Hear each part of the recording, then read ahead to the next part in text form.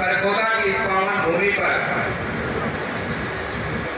सबसे पहले तो मैं पूरे इस विधानसभा से पधारे हमारे बुजुर्ग, हमारी माताएं बहनें, हमारे युवा साथी, मैं आप सबको सबसे पहले प्रणाम करता हूं कि भारत के भाग्य विधाता तो आप सभी हैं जो आप सामने बैठे हैं।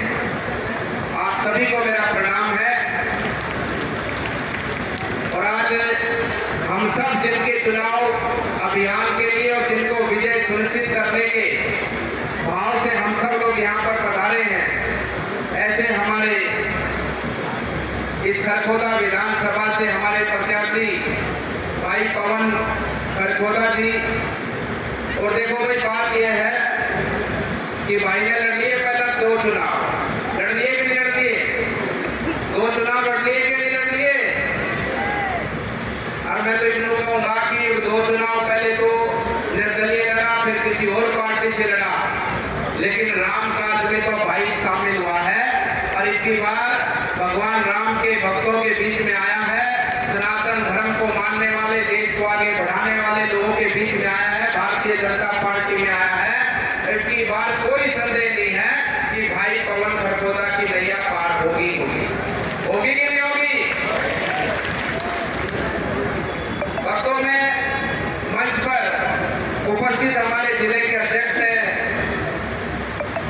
जसवीर जी, हमारे इस जिले के प्रभारी श्री सतीश रामदल जी, डॉक्टर ओम प्रकाश जी, मोनिका दहिया जी, गोविंद जी विधानसभा प्रभारी, बबीता दहिया जी, रवि किसान मोर्चा से सत्येंद्र चेयरमैन जी, राजवीर चेयरमैन जी, मीना के सिद्ध योगेश्वरों के स्थान है खरगोदा इलाके के अंदर भी। और पूरे हरियाणा में एक ही आवाज है।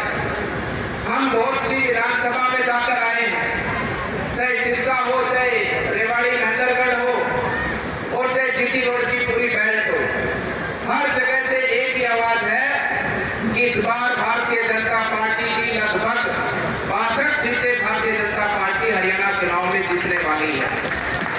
और जैसा मैंने कहा कि पवन भाई को आपकी सेवा का जज्बा लिए, अपने क्षेत्र के इलाके के बुजुर्गों की सेवा करने का मन भाव संकल्प लिए पिछले 2 योजनाओं से लगातार इस प्रयास में है। और इस बार हरियाणा में तीसरी बार बीजेपी की सरकार बनने वाली है। और मेरा ये मानना है कि अभी आने वाले समय पर पवन जी का भी, उसके साथ जुड़े आप सभी का भी, खरगोदा इलाके का भी आने वाले इस विधानसभा के चुनाव के बाद में भाग्य उदय होने वाला है।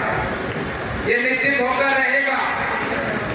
और ये सरकार जो पिछले 10 वर्षों से अपने क्षेत्र में, अपने हरियाणा के अंदर काम कर रही है, हम पूरे देश में जाते हैं। राजस्थान प्रदेश में मैं भी राजनीतिक सेवा के माध्यम से समाज की सेवा में लगा हूं। मैं हर जगह एक ही बात सुनता हूं कि हरियाणा प्रदेश जैसा प्रदेश नहीं।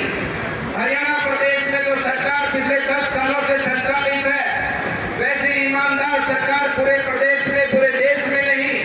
हरियाणा प्रदेश एकमात्र देश ऐसा है जो किसानों की फसलों का समर्थन मूल्य पर खरीद करता है। पूरे देश का एकमात्र प्रदेश ऐसा है। ऐसा हमारा हरियाणा, जहां पर नौकरियों के अंदर किसी की सिफारिश की, किसी की फर्जी की जरूरत नहीं, वहां पर हरियाणा के प्रतिभाशाली युवाओं को अवसर मिलता है नौकरियों के अंदर। ऐसा हरियाणा, जिस हरियाणा के अंदर सरकार की योजनाएं घर घर पहुंचती हैं। और आज हरियाणा पूरे देश के अंदर सबसे अग्रिम स्थान रखता है जहां सरकार की योजनाएं घर घर तक पहुंची हैं।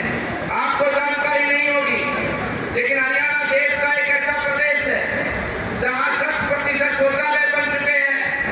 हरियाणा प्रदेश का, देश का एक ऐसा देश है जहां पर गरीबों के आवास बनाने में सबसे बड़ी काम हरियाणा सरकार ने किया है। हरियाणा एक ऐसा प्रदेश है जहां पर प्रधानमंत्री आयुष्मान योजना के माध्यम से सबसे ज्यादा लाभार्थी हरियाणा के अंदर लोग मिलते हैं। इसलिए बंधु, ये सरकार जो आपकी सेवा के लिए आपने 2016 में बनाई थी और आने वाले चुनाव, पिछले चुनाव 2019 में आपने बनाई, और इस वर्तमान 2024 में भी आप हरियाणा को लेकर आगे बढ़ेंगे। देखिए, सरकार के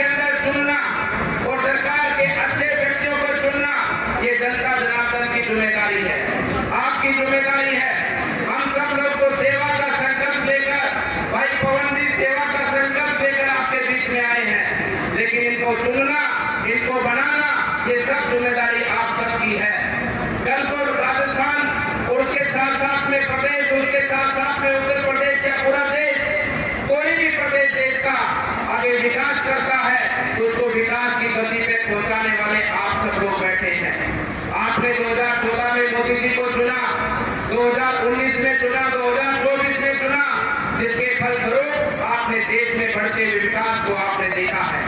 आज देश की 135 करोड़ जनता ये सपना देखती है और इस विश्वास के साथ कहती है कि हाँ, हम निश्चित रूप से अपने देश को एक विकसित राष्ट्र बनाएंगे, क्योंकि ऐसा जुनून, ऐसा उत्साह माननीय प्रधानमंत्री जी ने जन जन में भरने का काम किया है। इसलिए बंधुओं, मैं कहना चाहता हूं कि आपकी जिम्मेदारी बहुत बड़ी जिम्मेदारी है। आप ही के माध्यम से प्रदेश आने वाले समय पर आगे बढ़ेगा, आप ही के माध्यम से देश आगे बढ़ेगा। निर्णय करने वाला बड़ा होता है, ना कि काम करने वाला बड़ा होता है। आप सब लोग बड़े बैठे हो यहाँ पर, आप ही का निर्णय आने वाले समय पर अपने हरियाणा के विकास की रेखा को और लंबी करने का काम करेगा। आपने विश्वास जताया है पिछले 10 सालों में और आने वाले इस चुनाव में भी आप विश्वास जताएंगे। मुझे पूर्ण विश्वास है कि हरियाणा प्रदेश को देश को ले जाने की भूमिका में हमारे हरियाणा प्रदेश की जनता अपनी अहम भूमिका का निर्वाह करते हुए अपने प्रदेश को आगे बढ़ाने में अपना योगदान देगी, क्योंकि ये सरकार